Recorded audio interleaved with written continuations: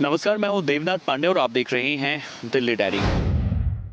आज supreme court में कोलकाता के आरजीकर मेडिकल कॉलेज में हुए रेप और हत्या के मामले में सुप्रीम कोर्ट में सुनवाई हुई और सुप्रीम कोर्ट में सुनवाई के दौरान सीजीआई ने कहा कि इस पूरे मामले की नई स्टेटस रिपोर्ट क्या है, सीबीआई की जांच कहां तक पहुंची है। इस पूरे मामले में अगले 3 हफ्तों में सीबीआई को सुप्रीम कोर्ट में रिपोर्ट सबमिट करना है। साथ ही देश भर में डॉक्टरों की सुरक्षा के लिए जिस टास्क फोर्स का गठन किया गया है उसमें क्या अपडेट है, उसके स्टेटस क्या है, इन सभी रिपोर्ट को सीबीआई को अगले 3 हफ्तों में एक बार फिर से सुप्रीम कोर्ट में सबमिट करना है।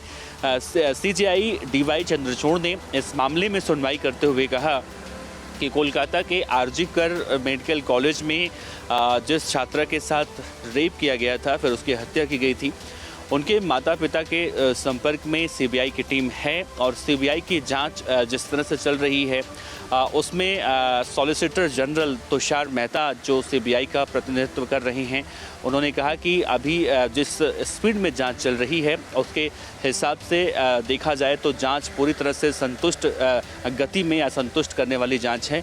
बहरहाल 3 हफ्ते में सुप्रीम कोर्ट में सीबीआई को नई स्टेटस रिपोर्ट सौंपनी है। उसके बाद इस पूरे मामले की सुनवाई एक बार फिर से सुप्रीम कोर्ट में होगी।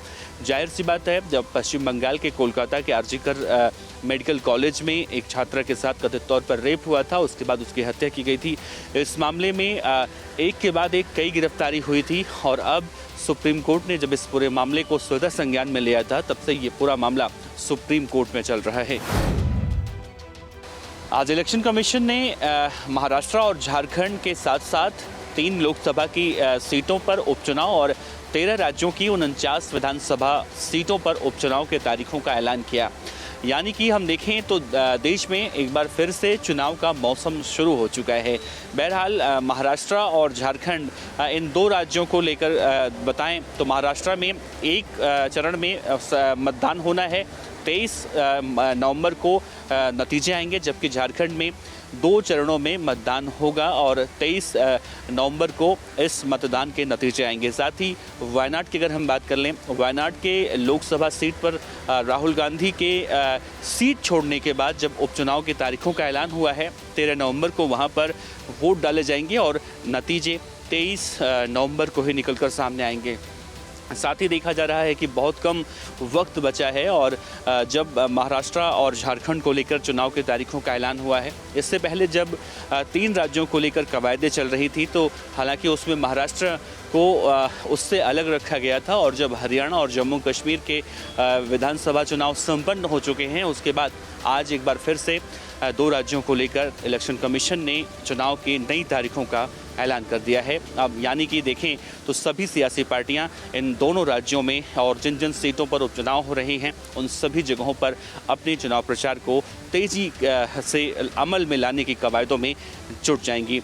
जाहिर सी बात है, जिन 13 राज्यों की 49 विधानसभा सीटों पर उपचुनाव होना है उनमें कई सीटें ऐसी हैं जो लोकसभा के नतीजों के बाद चर्चाओं में रही थी, जिसमें अयोध्या की भी सीटें हैं। ऐसे में बीजेपी पहले से ही कोई कोर कसर नहीं छोड़ना चाहती। साथ ही सभी सियासी पार्टियां अब अपने अपने साख को बचाने की कवायदों में जुट गई हैं। दिल्ली डायरी में इतना ही। देश और दुनिया की और खबरों के लिए आप देखते रहिए हिंद फर्स्ट। कैमरामैन गौरव के साथ देवनाथ पांडे, दिल्ली। इस तरह की और भी वीडियो को देखने के लिए हमारे YouTube चैनल को सब्सक्राइब करें और बेल आइकन को दबाना ना भूलें। यदि आप हमारा वीडियो Facebook पर देख रहे हैं तो पेज को लाइक और फॉलो जरूर करें। हमारे सोशल मीडिया पेजेस से भी जुड़ें।